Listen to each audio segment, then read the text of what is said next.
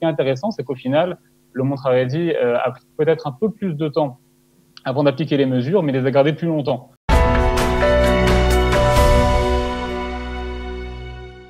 Gabriel Abenso, bonjour.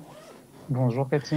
Ravi de vous accueillir ce matin. Alors vous avez souhaité, en tout cas nous avons souhaité aussi vous interroger sur justement que s'est-il passé dans le monde Haredi, comment réagissent-ils à cette propagation de l'épidémie? Oui, alors tout à fait, on m'a proposé de parler. Alors juste, je parle dans le cadre d'une étude qu'on a fait donc à l'endroit où je travaille, à l'Institut israélien pour la démocratie. Un des centres de l'Institut s'occupe donc de religion et État.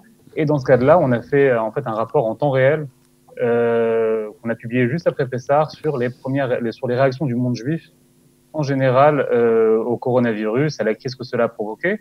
Pas uniquement dans le monde Haredi, dans le monde juif en général, mais on peut parler, donc si vous voulez, du monde Haredi plus spécifiquement.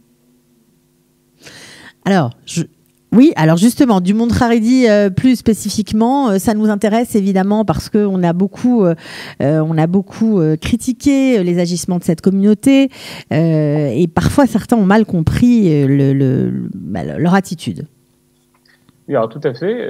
Je pense que donc un des éléments que ce rapport a mis, en fait a mis à jour très rapidement, c'est justement qu'une bonne partie des critiques qu'on a adressées au monde Haredi étaient en fait des critiques qui étaient également basées sur une mauvaise compréhension de ce monde et parfois sur des préjugés.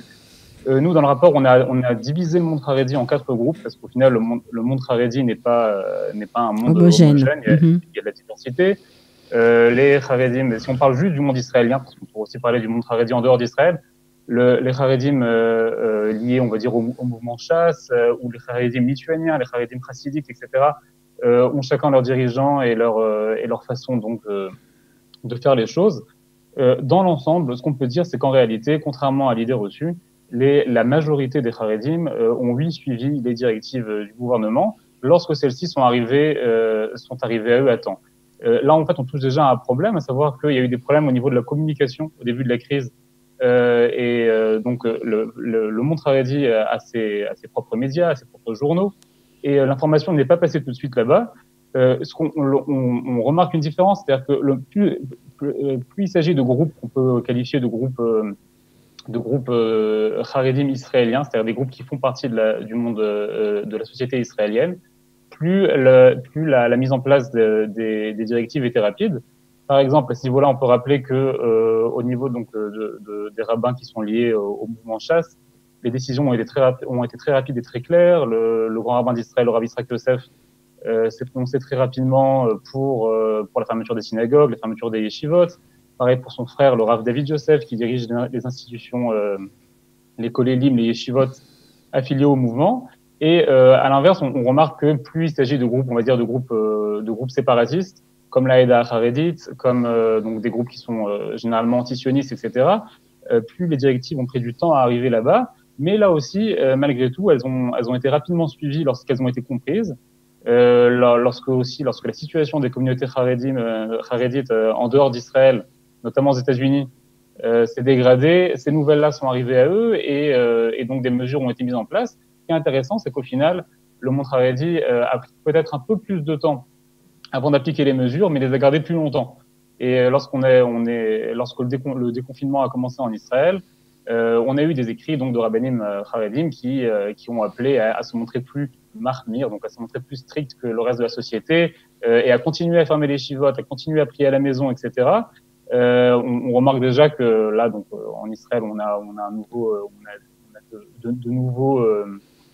nouveaux clusters et pour l'instant pas encore dans le monde Haredi.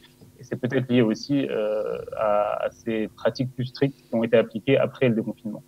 Alors justement, dans les autres communautés juives, les communautés juives en Israël, mais aussi en Europe, certains se demandent si, malgré la possibilité qu'ils ont de retourner dans les synagogues, dans les lieux de prière, est-ce que c'est bien raisonnable ?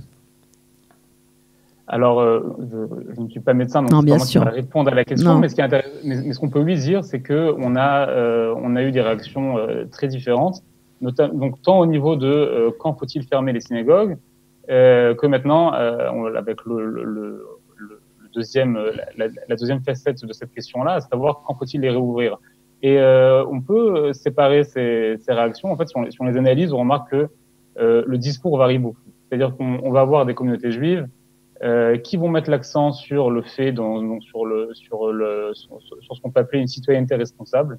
Et par conséquent, on a une réaction du grand rabbin de France qui ressemble à celle-là, c'est-à-dire une réaction qui dit « Nous n'avons pas demandé à rouvrir les lieux de culte parce que nous voulons être des citoyens responsables et nous voulons éviter une reprise du virus, même si nous avons techniquement le droit de les ouvrir. » On a aussi eu des réactions, et là encore une fois dans le monde haredi, notamment américain, des réactions qui se sont opposées à la réouverture des synagogues à cause en fait du nombre important de décès qu'il y a eu dans ces communautés-là, mais cette fois avec une rhétorique qui n'est pas une rhétorique, on va dire citoyenne, mais une rhétorique purement halachique, une rhétorique qui nous dit que pikuach nefesh, que ce qui met en danger la vie repousse a priori quasiment tout, et que par conséquent même le doute, même le safek pikuach nefesh, même le petit risque d'une nouvelle contamination devrait pousser à fermer les synagogues.